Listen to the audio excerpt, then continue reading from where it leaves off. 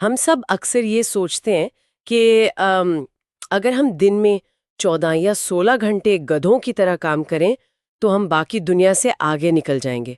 आजकल के इस हसल कल्चर में रेस्ट लेना है या ब्रेक लेना तो जैसे कोई गुनाह मान लिया गया है। हाँ, बिल्कुल। और यही सबसे बड़ा जाल है। सही कहा। लेकिन आज जिस सोर्स मटेरियल की हम गहरी पड़ताल करने वाले हैं उसका नाम है मास्टरिंग द माइंड। और ये एक बहुत ही चौंकाने वाला सच सामने रखता है। न्यूरोसाइंस कहता है कि लगातार बिना रुके काम करना असल में हमारे दिमाग को डैमेज कर रहा है। डैमेज नहीं, बल्कि हमारी प्रोडक्टिविटी को भी खत्म कर रहा है। बिल्कुल। दुनिया के टॉप बिलियनर्स, मशहूर साइंटिस्ट्स या जो ओलंपिक चैंपियंस होते हैं वो अपनी प्रोडक्टिविटी को चरम पर ले जाने के लिए आम इंसानों से ज्यादा काम नहीं करते, बल्कि वो अपने दिमाग के बायोलॉजिकल नियमों का एक हैक इस्तेमाल करते हैं। ये बहुत दिलचस्प बात है। मतलब अक्सर जब हम कोई नया और महंगा गैजेट खरीदते हैं, जैसे कि कोई हाई एंड लैपटॉप हो या स्मार्टफोन, तो हमें बिल्कुल साफ पता होता है कि उसे फास्ट कैसे रखना है। सही बात है। हम उसका पूरा ध्यान रखते हैं। हाँ, हम उसे ओवरहीट होने से बचाते हैं, समय पर चार्ज करते हैं, और हमें मालूम होता है कि एक साथ बहुत सारे भारी सॉफ्टवेयर खोलने से वो क्रैश हो जाएगा। और सबसे बड़ी विडंबना देखिए यही है, गैजेट्स के मामले में हम मैनुअल को बहुत ध्यान से पढ़ते हैं, उसके सिस्टम का सम्मान करते हैं। लेकिन जब बात दुनिया के सबसे एडवांस्ड सुपर कंप्यूटर की आती है, यानी हमारे अपने दिमाग की, तो हम उसे किसी सस्ते और डिस्पोजेबल खिलौने की तरह इस्तेमाल करते हैं। अरे, ये तो बहुत कड़वा सच है। बिल्कुल। हम उसकी बैटरी को पूरी तरह ड्रेन होने देते हैं, एक ही वक्त में 20 मेंटल टैब्स खोल कर रखते हैं, और फिर हैरान होते हैं कि यार दोपहर के 3 बजे हमारा दिमाग हैंग क्यों हो गया। इसी विरोधाभास को डिकोड करने के लिए आज के इस एनालिसिस में हमें सोर्स मटेरियल की बिल्कुल तह तक जाएंगे। हमारा मिशन आज ये समझना है कि न्यूरोसाइंस के वो कौन से 8 नियम हैं जो हमारी प्रोडक्टिविटी को एक बिल्कुल नए स्तर पर ले जा सकते हैं। और ये नियम समझना आज के समय में बहुत जरूरी है। सच कहूं तो अक्सर ऐसा लगता है जैसे हमारा अपना दिमाग ही हमारा सबसे बड़ा दुश्मन बन गया है। चारों तरफ से नोटिफिकेशंस की बारिश हो रही है, टू डू लिस्ट खत्म होने का नाम नहीं ले रही है, और एनर्जी लेवल एकदम जीरो। हाँ, शरीर और दिमाग की एनर्जी का गेज एकदम जीरो पर अटका रहता है। तो चलिए बिना किसी देरी के इस पूरे साइंस को परत दर परत खोलकर समझते हैं कि आखिर हम अपने दिमाग के खिलाफ जाने की बजाय उसके नियमों के साथ कैसे खेल सकते हैं। इस पूरे विषय में सबसे दिलचस्प बात जो मुझे लगती है वो ये है कि ये कोई मोटिवेशन थ्योरी नहीं है। मतलब कोई ख्याली बातें नहीं है। बिल्कुल नहीं, ये पूरी तरह से न्यूरोलॉजी और बायोलॉजी है। हमारा सोर्स बहुत स्पष्ट रूप से बताता है कि जब इंसान ब्रेन के नेचुरल आर्किटेक्चर के साथ तालमेल बिठा लेता है, तब फोकस अपने चरम पर पहुंचता है और स्ट्रेस अपने आप कम हो जाता है। Biological alignment. जी, ये नियम कोई ऐसी चीज नहीं है जो हमें बाजार से खरीद कर लानी है। ये हमारे शरीर में पहले से ही कोडेड हैं। तो अगर हम इस पूरी प्रक्रिया की शुरुआत करें तो सोर्स कहता है कि एक शानदार और प्रोडक्टिव दिन की शुरुआत असल में काम की डेस्क पर बैठकर नहीं होती। तो फिर कहाँ से होती है? इसकी शुरुआत पिछले दिन के अंत से और सुबह शरीर के जागने के तरीके से होती है। यहाँ सोर्स में नींद का यानी रूल नंबर 1 का जिक्र आता है। ओहो, नींद, जिस पर लोग सबसे कम ध्यान देते हैं। एकदम। और अगर मैं इसे अपने उसी स्मार्टफोन वाले उदाहरण से जोड़ूं, मान लीजिए कि हमने एक स्मार्टफोन को रात भर चार्जर पे लगा दिया है, लेकिन साथ ही उसमें कोई बहुत हैवी ग्राफिक्स वाला गेम चालू छोड़ दिया है, या बैकग्राउंड में कई सारी एप्स चल रही हैं। हाँ, तो क्या वो फोन कभी फुल चार्ज होगा? सुबह तक उसकी बैटरी शायद आधी ही होगी और वो बुरी तरह गर्म हो चुका होगा। जाहिर सी बात है, अक्सर हम लेट नाइट इंस्टाग्राम या वीडियो स्क्रॉल करके अपने दिमाग के साथ हूबहू यही करते हैं, है ना? ये तुलना सीधे तौर पर दिमाग की केमिस्ट्री को समझाती है। देखिए, नींद को लेकर आधुनिक दुनिया में एक बहुत ही खतरनाक धारणा बन गई है कि ये एक लग्जरी है। हाँ, लोग बड़े गर्व से कहते हैं कि मैं तो सिर्फ 4 घंटे सोती हूँ। बिल्कुल, वो इसे एक बैज ऑफ ऑनर मानते हैं। लेकिन बायोलॉजिकली नींद सिर्फ आराम करने या आंखें बंद करने का वक्त नहीं है। ये दिमाग का एक बहुत ही एक्टिव क्लीनिंग फेज है। क्लीनिंग फेज मतलब सफाई का काम चल रहा होता है? हाँ, जब कोई गहरी नींद में होता है तो दिमाग के अंदर का ग्लिम्फेटिक सिस्टम एक्टिवेट हो जाता है। ग्लिम्फेटिक सिस्टम, ये क्या होता है? आसान भाषा में कहें तो दिन भर सोचने और काम करने से दिमाग में जो टॉक्सिन्स या जहरीले प्रोटीन्स जमा होते हैं, नींद के दौरान एक तरह का फ्लूइड दिमाग से उन टॉक्सिन्स को धोकर बाहर निकालता है। अरे वाह, मतलब बाहर से शरीर भले ही शांत पड़ा हो, लेकिन अंदर दिमाग अपनी हाउसकीपिंग में पूरी तरह लगा हुआ है। एकदम सही। और सिर्फ हाउसकीपिंग ही नहीं होती। जब कोई सो रहा होता है तो ब्रेन दिन भर की बेकार की इन्फॉर्मेशन को डिलीट करता है। जो काम की नहीं है उसे हटा देता है। जी, और जो जरूरी यादें या सीख हैं उन्हें शॉर्ट टर्म मेमोरी से निकालकर लॉन्ग टर्म मेमोरी में फिक्स करता है। ये हमारे इमोशंस को बैलेंस करने की एक बहुत जरूरी केमिकल प्रोसेस है। लेकिन जो लोग सोते वक्त फोन देखते हैं, उनका क्या? वहीं तो सारी गड़बड़ है। जब कोई सोते वक्त वेब सीरीज देखता है या सोशल मीडिया स्क्रॉल करता है तो स्क्रीन की ब्लू लाइट और उस कंटेंट का स्टिमुलेशन दिमाग को सिग्नल देता है कि अभी दिन है, अभी काम करना है। ओहो, मतलब दिमाग को लगता है कि अभी सोना नहीं है। बिल्कुल, और इससे वो क्लीनिंग प्रोसेस शुरू ही नहीं हो पाती।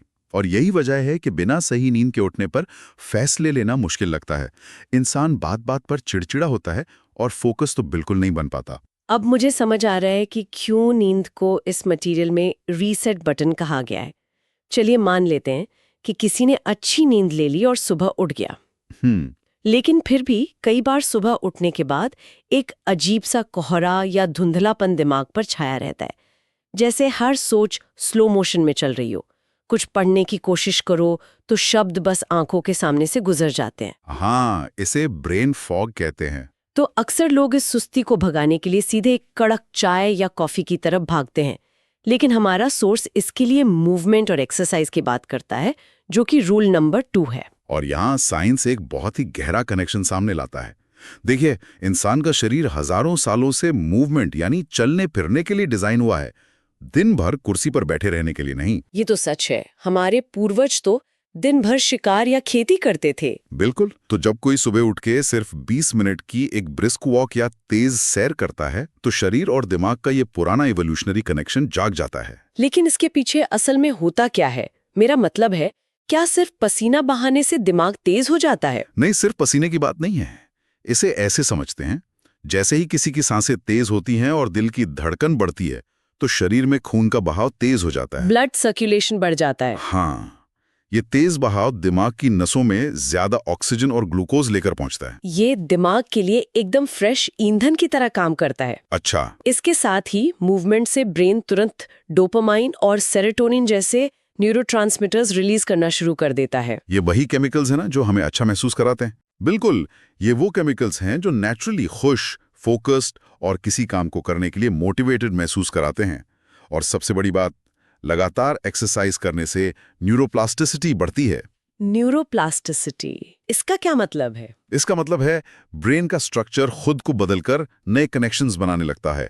उसकी सीखने की क्षमता बढ़ जाती है। अरे, शायद इसीलिए जब हम किसी प्रॉब्लम में फंस जाते हैं और घंटों कुर्सी पर बैठे बैठे सोचते रहते हैं तो कोई हल नहीं निकलता।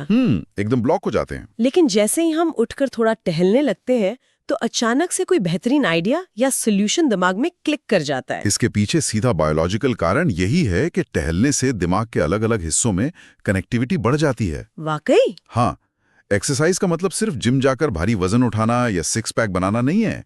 इसका मुख्य उद्देश्य दिमाग तक ऑक्सीजन की सप्लाई को बढ़ाना और न्यूरोकेमिकल्स को सही तरह से फ्लो करने देना है। चलिए, तो अब हमने नींद से शरीर के टॉक्सिन साफ कर लिए और मूवमेंट से दिमाग में ऑक्सीजन और डोपामाइन भर लिया। एकदम परफेक्ट शुरुआत। इंसान अब पूरी तरह तैयार है और अपनी डेस्क पर काम करने पहुंचता है।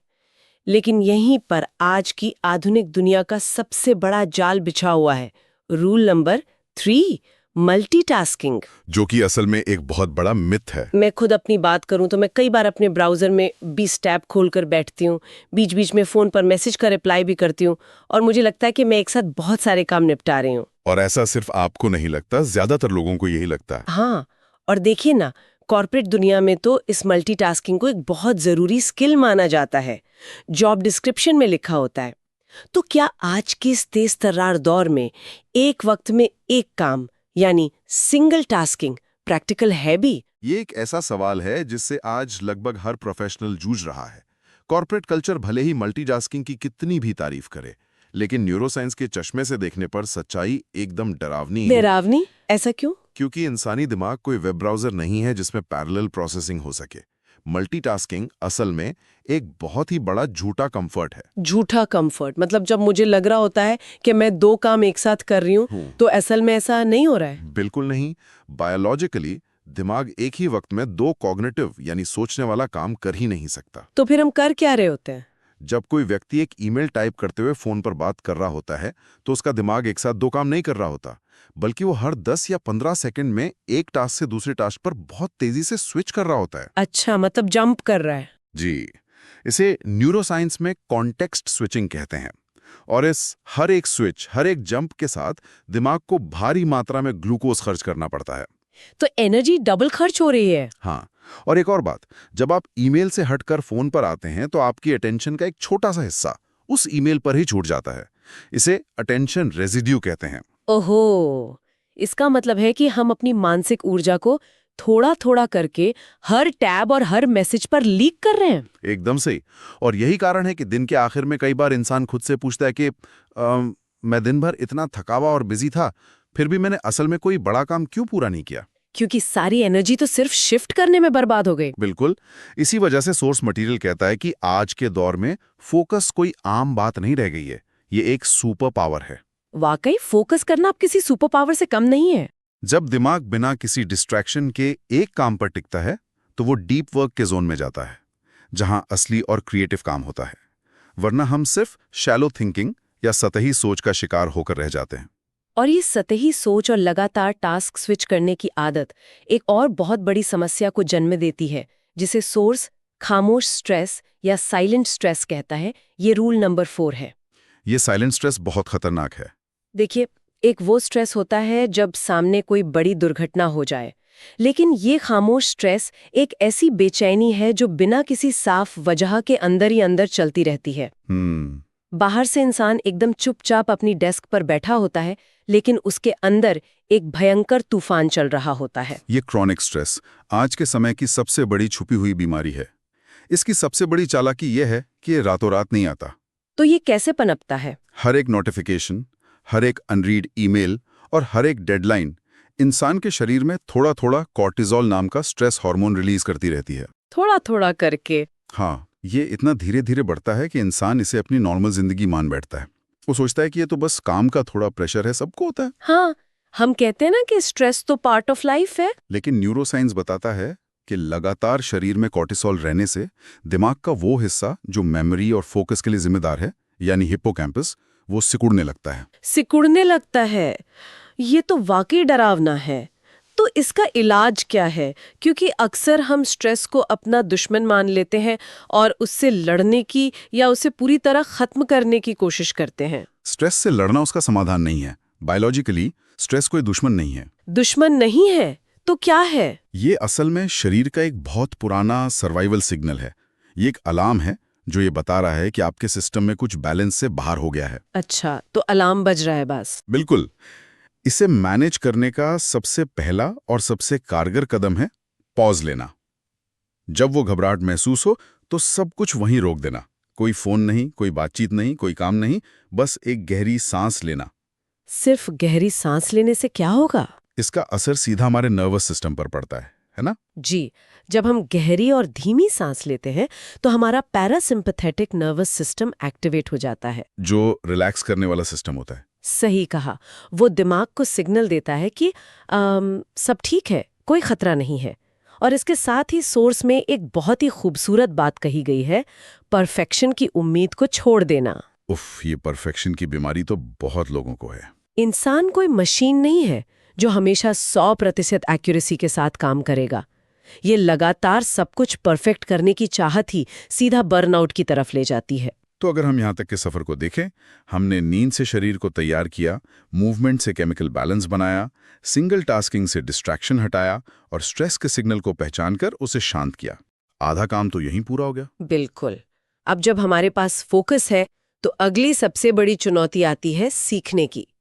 जो भी जानकारी या स्किल हम सीख रहे हैं उसे दिमाग में गहराई तक कैसे बैठाएं? मेमोरी और लर्निंग। हाँ, क्योंकि अक्सर हम कोई बेहतरीन किताब पढ़ते हैं या कोई अच्छा डिस्कशन सुनते हैं और हफ्ते भर बाद हमें उसका एक शब्द भी याद नहीं रहता। सोर्स मटेरियल इसके लिए रूल नंबर 5 बताता है, दोहराने यानी रेपिटेशन का साइंस। ये बहुत पावरफुल रूल है। यहाँ मुझे दिमाग एक मांसपेशी की तरह है वाली एनालॉजी बहुत सटीक लगती है। अगर कोई व्यक्ति एक दिन 10 घंटे लगातार जिम में वर्कआउट कर ले तो अगले दिन उसके 6 पैक एब्स नहीं बन जाएंगे। बिल्कुल नहीं, शरीर दर्द से टूट जाएगा बस। है ना? लेकिन अगर वो रोज 20 मिनट कसरत करे तो कुछ महीनों में उसका शरीर बदल जाएगा। ये एनालॉजी न्यूरोसाइंस के सबसे बुनियादी नियम को समझाती है। हम अक्सर खुद को कोसते हैं कि यार हमारी मेमोरी कितनी कमजोर है। हाँ, सब यही कहते हैं, लेकिन असल में हमारा दिमाग चीजों को सिर्फ एक बार पढ़कर या सुनकर याद रखने के लिए डिजाइन ही नहीं हुआ है। दिमाग उन चीजों को याद रखता है जिनका सामना वो बार बार करता है। तो बायोलॉजिकली अंदर क्या बदलता है? न्यूरोसाइंस में इसे न्यूरल पाथवेज का मजबूत होना कहते हैं। एक बहुत मशहूर कहावत है, जो न्यूरॉन्स एक साथ फायर करते हैं वो एक साथ वायर हो जाते हैं। इसे थोड़ा आसान भाषा में समझते हैं, ये वायरिंग कैसे काम करती है? देखिए, जब आप कोई नई चीज सीखते हैं तो दिमाग में न्यूरॉन्स के बीच एक नया कनेक्शन बनता है। ये बिल्कुल एक घने जंगल में पहली बार रास्ता बनाने जैसा है, बहुत मुश्किल और धीमा, जहां बहुत झाड़ियां होती हैं। बिल्कुल। लेकिन जब आप उस जानकारी को दोहराते हैं तो शरीर उस न्यूरल कनेक्शन पर माइलिन नाम के एक पदार्थ की कोटिंग करने लगता है। माइलिन की कोटिंग? हाँ, अब जितना दोहराते हैं वो कोटिंग उतनी मोटी होती जाती है और वो कच्चा रास्ता एक पक्के हाईवे में बदल जाता है, जहां सिग्नल बहुत तेजी से ट्रैवल करते हैं। अरे वाह!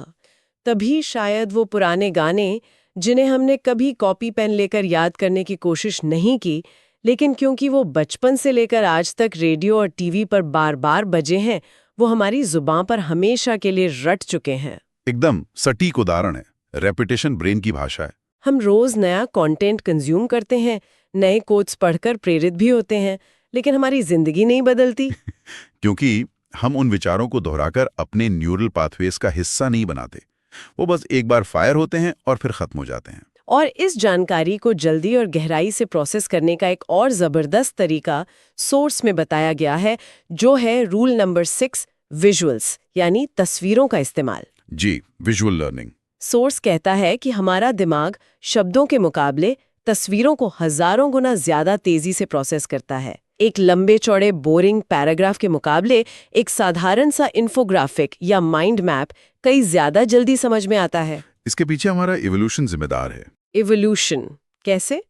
देखिए, इंसानों ने पढ़ना लिखना तो कुछ हजार साल पहले ही सीखा है ना? लेकिन हम लाखों सालों से जंगलों में खतरों और शिकार को देखकर पहचानते आए हैं। मतलब शेर को देखकर भागना है, ये पढ़ने की जरूरत नहीं थी। बिल्कुल। इसलिए हमारे दिमाग का विजुअल कॉर्टेक्स टेक्स्ट को प्रोसेस करने वाले हिस्से से कहीं ज्यादा बड़ा और तेज होता है।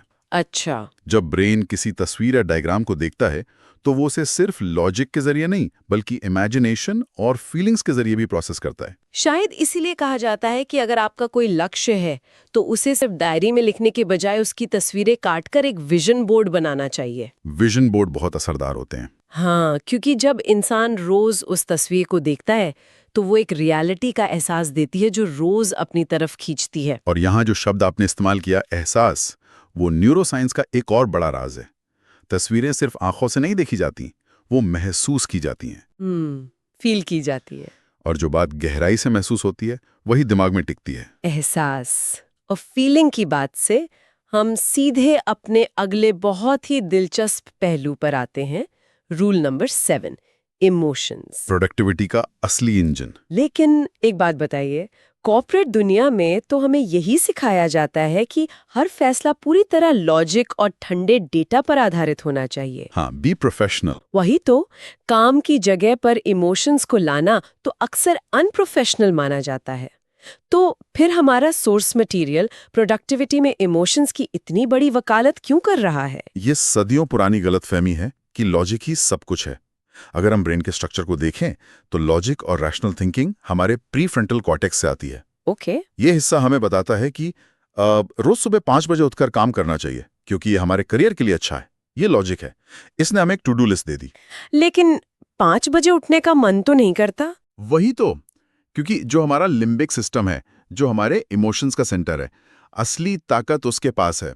लॉजिक रास्ता दिखा सकता है, लेकिन उस रास्ते पर चलने की जो जबरदस्त ताकत है वो इमोशन से ही आती है। बिना इमोशन के कोई भी गोल सिर्फ कागज पर लिखी बोरिंग लिस्ट रह जाता है। एकदम सही। सोर्स में इसका बहुत ही भावुक और सटीक उदाहरण दिया गया है, जैसे एक माँ जो अपने बीमार बच्चे के लिए बिना थके लगातार 3 रात तक जाग सकती है। या एक फौजी जो बर्फ से जमी सरहद पर अपने देश के लिए डटा रहता है। हाँ, ये कोई रोज का रूटीन, टाइम मैनेजमेंट या लॉजिक नहीं है।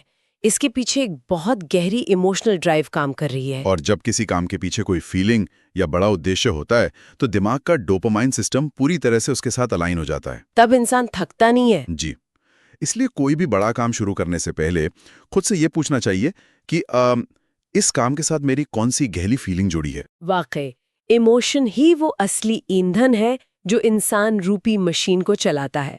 लेकिन जैसा कि हर मशीन के साथ होता है, वो लगातार फुल स्पीड पर नहीं चल सकती। बिल्कुल नहीं, इंजन सीज हो जाएगा। उसे भी सर्विसिंग और थोड़ा रुकने की जरूरत होती है।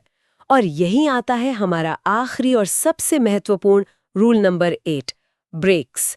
दिमाग को सांस लेने का वक्त देना, जो कि लोग आजकल बिल्कुल नहीं देते। समस्या ये है कि जब सिर पर कोई बड़ी डेडलाइन सवार हो तो ब्रेक लेने पर इंसान को भयंकर गिल्ट या अपराधबोध महसूस होता है। ऐसा लगता है जैसे हम अपना कीमती समय बर्बाद कर रहे हैं। और ये गिल्ट हमारी उस सोच का नतीजा है जहां हम खुद को इंसान की बजाय एक रोबोट समझने लगे हैं।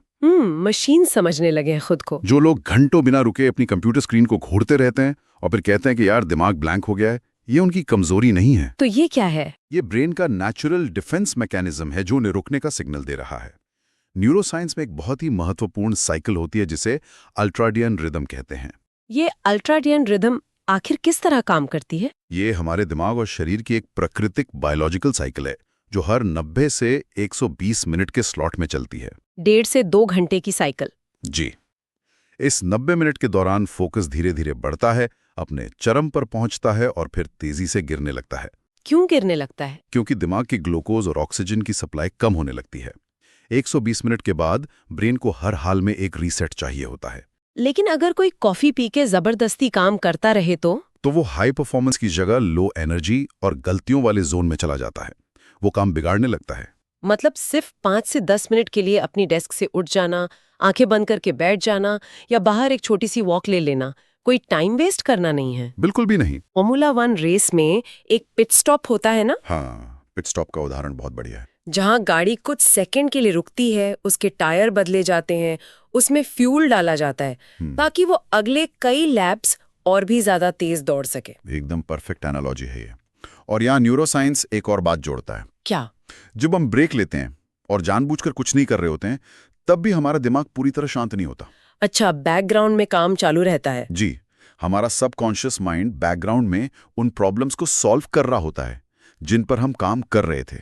इसलिए बिना किसी गिल्ट के पूरे सम्मान के साथ ब्रेक लेना चाहिए। ये ठहराव आपको पीछे नहीं धकेलता, बल्कि यही आपको बाउंस बैक करने की ताकत देता है। बिल्कुल। तो अगर हम आज के इस पूरे एनालिसिस को समेटें तो एक बात बिल्कुल शीशे की तरह साफ हो जाती है। अच्छी नींद लेना कोई आलस नहीं है, नेचुरल मूवमेंट करना कोई एक्स्ट्रा काम नहीं है। एकदम सही। मल्टीटास्किंग के झूठे भ्रम से बाहर निकलना, खामोश स्ट्रेस को पहचान कर उसे गहरी सांसों से मैनेज करना, नई चीजों को दोहराना और विजुअल्स का इस्तेमाल करना। और इमोशंस का सही इस्तेमाल। हाँ, अपने काम को इमोशन से जोड़ना और सही वक्त पर बिना गिल्ट के ब्रेक लेना। ये सिर्फ किताबी बातें या थ्योरी नहीं है, ये असल में टूल्स हैं। ये रोजमर्रा की जिंदगी के वो साइलेंट हथियार हैं जो हमारे दिमाग की बायोलॉजी पर आधारित हैं। लेकिन हमेशा की तरह ज्ञान सिर्फ तभी ताकत बनता है जब उस पर एक्शन लिया जाए। इसमें कोई शक नहीं है। इन नियमों को सिर्फ सुनकर छोड़ देना काफी नहीं है, इन्हें अपनी रोजमर्रा की आदतों में शामिल करना होगा। जब हम अपनी बायोलॉजी का सम्मान करेंगे तभी हम अपने दिमाग की उस पीक परफॉर्मेंस को देख पाएंगे जिसके बारे में ये सोर्स बात कर रहा है। आज की इस शानदार चर्चा को खत्म करते हुए मेरे मन में एक बहुत ही गहरा विचार आ रहा है जो मैं यहाँ सबके सोचने के लिए छोड़ना चाहूंगी। जरूर, बताइए। जरा सोचने वाली बात है कि अगर न्यूरोसाइंस और विज्ञान इतने पुख्ता और स्पष्ट तरीके से ये साबित करते हैं कि हमारा दिमाग एक वक्त में एक ही काम करने, हर 90 मिनट के बाद आराम मांगने और लगातार नेचुरल मूवमेंट करने पर सबसे बेहतरीन काम करता है, तो फिर हमारे आज के स्कूल और हमारे ऑफिस रोजाना 8 से 10 घंटे लगातार एक कुर्सी पर बैठने और एक साथ 10 अलग-अलग काम करने के लिए क्यों डिजाइन किए गए हैं? ये तो बहुत ही बुनियादी सवाल है। क्या हम सदियों से एक ऐसे सिस्टम और एक ऐसे ढांचे में काम कर रहे हैं जो जानबूझकर हमारे दिमाग की असली बनावट और हमारी बायोलॉजी के बिल्कुल खिलाफ है? इस पर जरूर सोचिएगा।